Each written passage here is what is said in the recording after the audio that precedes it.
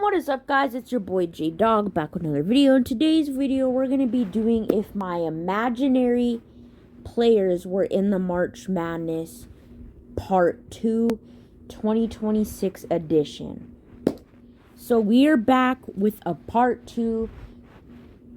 I did not lie about the series. Sorry it took a week to do this. I just had to get all the players set up in order to do this video. In order to do part 2, I should say. So last time we left off with Junior Posey, how he played in Germany for high school before transferring to the United States for college. Now, recently I pretended he was born in Germany from a little bit of his mom, a little bit of his dad, so that's why he was playing in Germany. He actually was born... No, I should say he was not born in Germany, but he was born in... I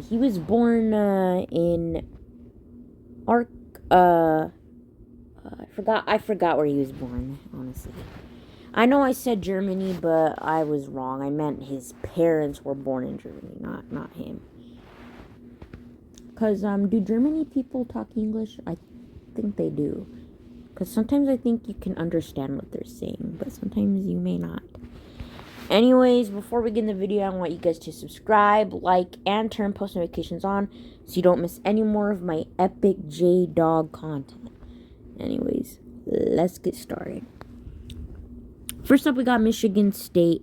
We have Rocco Milanis, who's going to be averaging 13.1 points per game in the 2027 tournament, but gets eliminated in the Sweet 16. He hit a clutch shot during that game, but it wasn't enough to make the 22-point comeback. The final score was 94-90 after being down by 50-28 at the half. So shout out for that comeback attempt, and he is going to decide to stay one more year to give it another try. So he'll be there in the 2028 tournament as well. Next up is Oklahoma State in Lathan Padine, who's going to be averaging 14.2 points per game during the tournament. He is also a forward, and he is a very good three-point shooter at his position. He had a 38% field goal percentage from 3 points during the tournament, obviously. His team eliminates Boise State, who we've mentioned in part 1, where they absolutely got spanked in that Sweet 16 by the Cowboys, obviously. He had a clutch shot to take the lead and seal the deal for the Cowboys, eliminating Boise State from the tournament. Or from the round. Well, because they made the tournament, obviously, but they did not make it far in the tournament. So I should say they eliminated them in the Sweet 16 of the tournament. Anyways, he returned home for the Elite Eight in Utah because the Elite Eight took place in Utah. In the first half of the Elite Eight, he finished with 3 blocks. By halftime, they had a big lead, 42-21 at the half. At the start of the second half, they went on a 15-0 run, leading 57-21. They made a couple of more threes to make it 60-21, but then the other team went on a big run, a 21-0 run with 4 minutes left in the second half, just in time to make the score 60-42. The team kept making the Cowboys turn over the basketball with spectacular defense, forcing them to lose the basketball or getting shoved out of bounds without a foul being committed. They also kept getting offensive fouls. They kept running into players, getting charges or illegal screens. A lot of that. The Oklahoma State Cowboys started struggling with their shooting as they couldn't buy a bucket. And Lathan started struggling as well, missing three-pointers when we literally said he was a 38% three-point shooter from the field. Ohio State continued the run with slams, free throws, and a crazy and 1-3 off the backboard from one of their guards, making it a commanding 34-0 run, the largest run in history. Comment down below if that's history, or if that is not history, because maybe it's a higher run that nobody tells me about. But anyways, the largest run in history. It was all of a sudden 60-55 with 44.1 seconds left in the second half. By the way, ignore the typo there. On the next possession, Lathan went up to attempt a block along with his center teammates. And he ended up stepping on his teammate's ankle, on his teammate's foot, and then he rolled his ankle while landing on his teammate as they both came down from a block attempt. He went down in so much pain, grabbing at his ankle, writhing in so much agony. The Ohio State guard got fouled while Lathan and the center fouled. The center was the one that picked up the foul, but Lathan was participating with the block attempt. And yeah. And the center ended up fouling that guard during that play. He ended up making both free throws with 33.4 seconds left. The score was now 60-57, a crazy comeback. And no, the Cowboys barely even scored a point as they were stuck at 60. They started clamping and double teaming their opponents. And they ultimately got fouled with 24.8 seconds left after almost turning it over again. So Ohio State started clamping Oklahoma after they had been struggling. The center for Oklahoma State, the same guy that kind of injured Lathan. Now, it's nobody's fault for what happened to Lathan's ankle, but that's the same guy. And he made the first, but missed the second. Then his other teammate got the rebound, then quickly tried to pass it. He didn't have time to think. He just needed to throw it immediately to try and get another foul opportunity. And they ended up throwing it back to Ohio State. They fouled to slow down Ohio State's chance of scoring. The Ohio State guard missed the three-pointer. His forward teammate came out of nowhere and slammed it back in, also known as a putback dunk. He got the putback dunk with 14.2 seconds left on the clock. It was now 61-59 after that big putback. Lathan's teammate, the forward who checked in for him, missed the first, but made the second free throw. Then a huge mistake happened to the Oklahoma State Cowboys.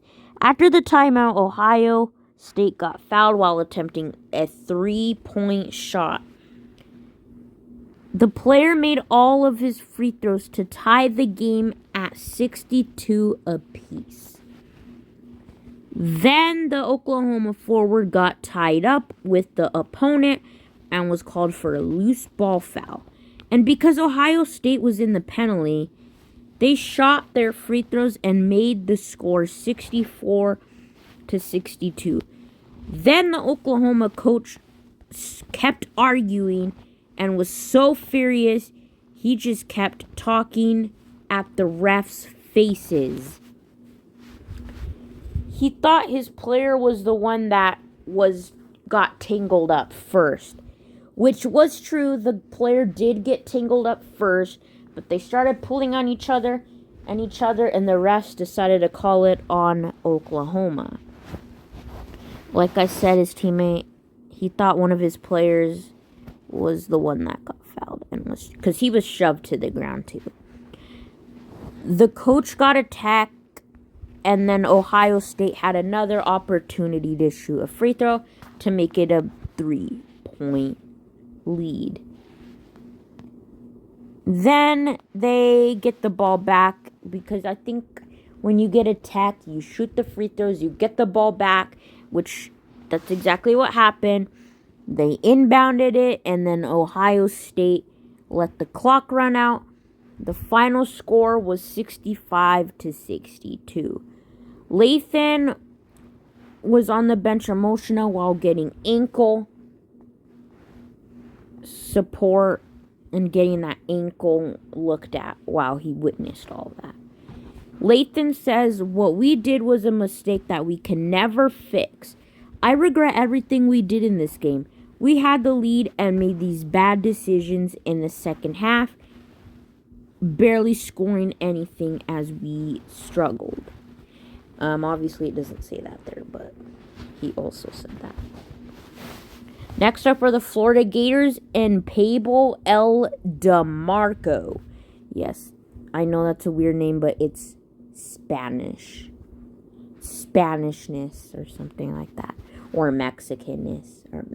Or just Mexican, I should say. Anyways, during that tournament, he had 5.6 points per game, 2.1 assists per game, and 1.2 steals per game. He was a very good player on defense throughout the NCAA March Madness tournament. In the first round, he had 5 points and 2 blocks plus 1 steal.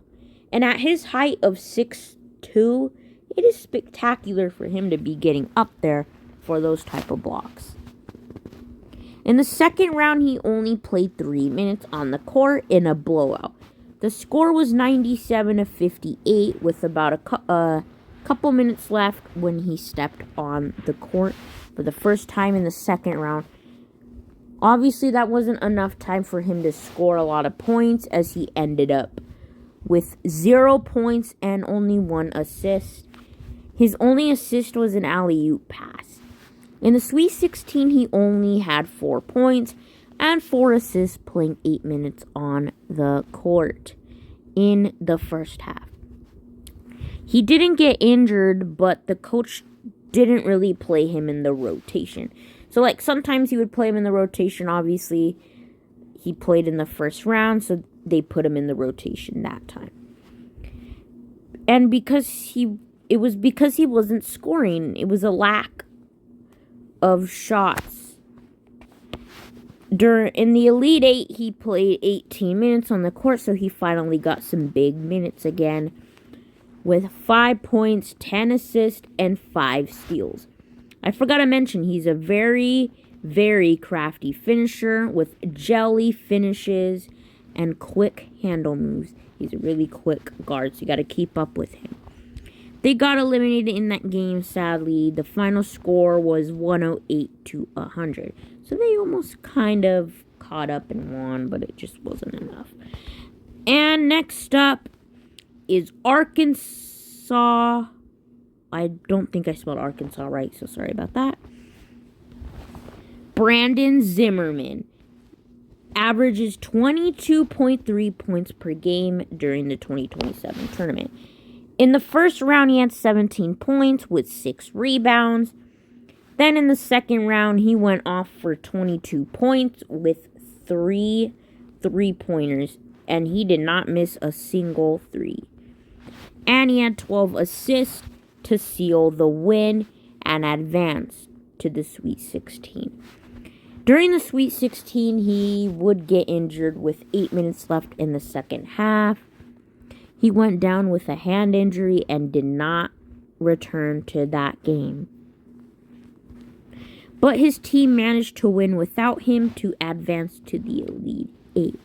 He decided to take one more game off as he did not play in the Final Four game against Duke. However, they eliminated Duke with a game-winning shot with 0.8 seconds left. In the Final Four, they played Ohio State in the state of St. Louis.